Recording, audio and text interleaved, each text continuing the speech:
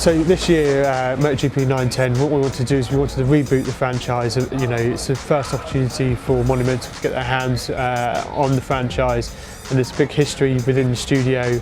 Harvey, the lead artist, has worked on previous games as lead artist, senior artist. Myself, I worked as a lead designer on MotoGP 3.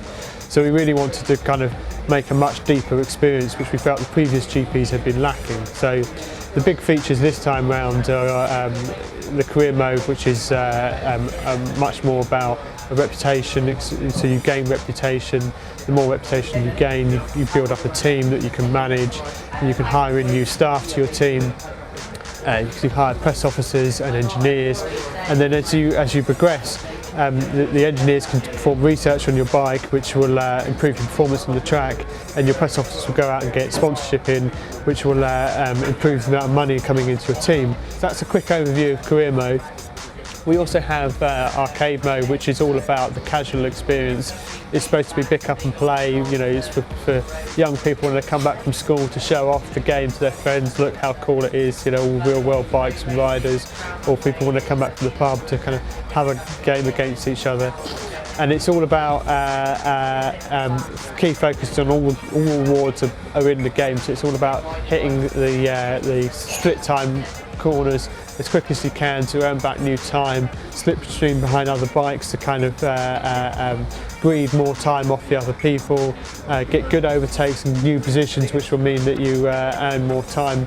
And then at the end of each race, the time that you have is then carried on to the next race in the season. So two people sitting next to each other can like play together and play through and improve their performance and like play off each other and see, you know, have that competitive relationship. And then the final two modes are Championship mode, which is an authentic recreation of the 09 and 010 season. So it's there for the pure bike fans who want to play Rossi or Lorenzo or Bradley Smith, and they want to work through their career and work through each race as that rider, and you know, go through the paces of unlocking new riders, and have the reward of eventually unlocking their GP fans and racing those guys.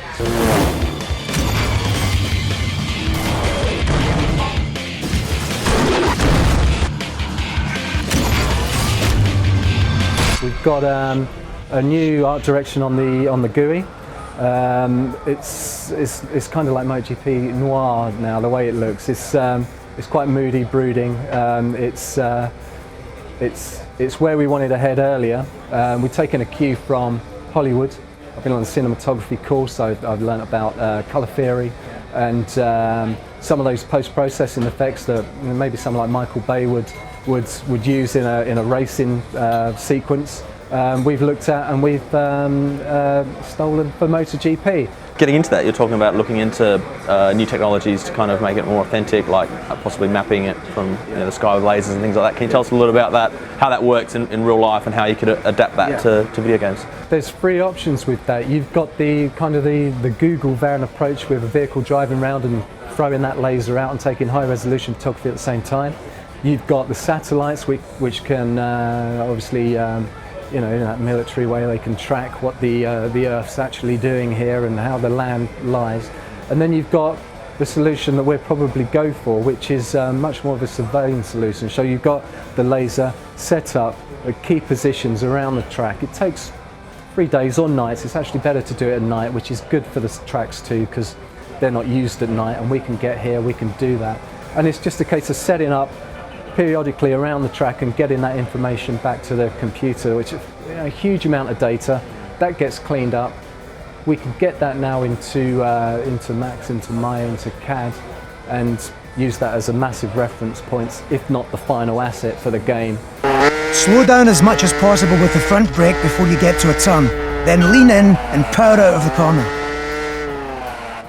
The key thing with multiplayer is we just wanted for this game to create, the best possible racing experience, and then we wanted players to be able to take that, racing experience online, and we wanted to make that as accessible as possible. So we decided to open that up and make that and allow players to have 20 players online, which I think is going to be the first Xbox Live game to support 20 players racing online, which will be a really competitive, compelling experience in the racing genre.